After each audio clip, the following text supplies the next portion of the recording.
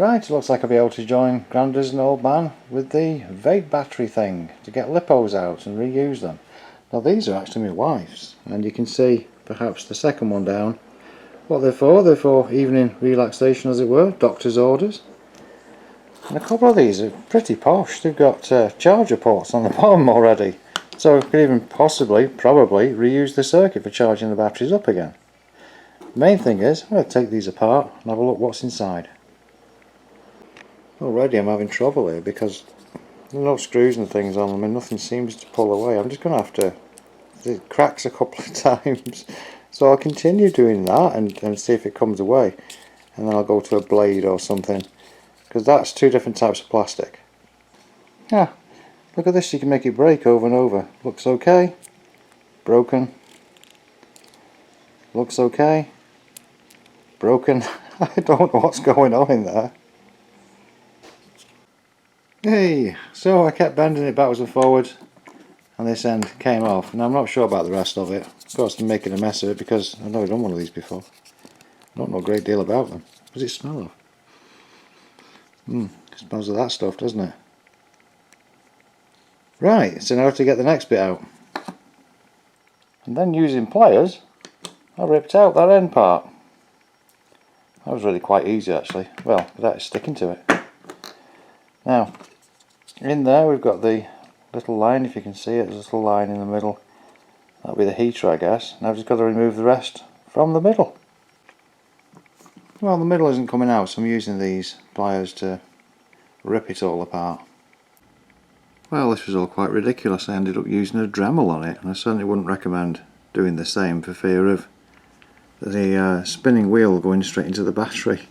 But what we do have inside, if you can see there, is a 350 milliamp 3.7 volt cell, and that will be very useful indeed. I'm not sure about the rest of it. There is the little state of charge indicator kind of thing on the end there. I don't know, but at least the cell's out now, and as I say, 350 milliamps, so a useful one.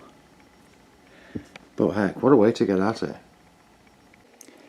Now for this tubular type, I've peeled back this wrapper because it looks like you can put something in those slots there, turn it, and it'll separate.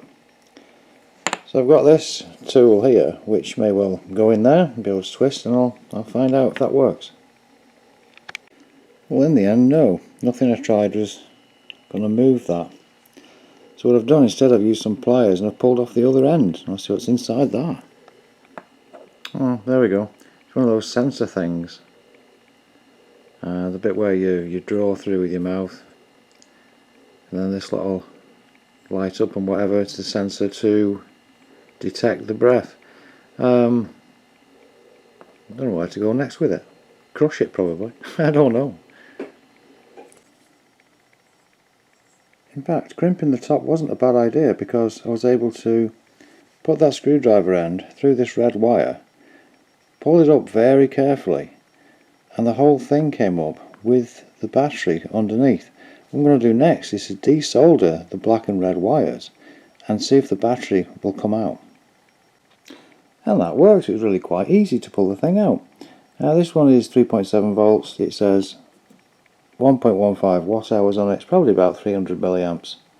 So not too bad at all. That's two batteries out. Two more to go. So that's this one open. I think I'd call it careful brute force, but it is open now, and the back of it is slightly different. The little circuit has got a 6-leg chip on it, and I'll take that battery out the same way I did the other one. And with similar heavy-handed destruction techniques, I finally got the other two batteries out. This was about the most useful, like a industrial grade tin snips, because well, they are for cutting tin and steel and whatever, and made short work of those cases. The other two, both 320 milliamps. Well, that was an interesting little foray, so thanks very much for watching.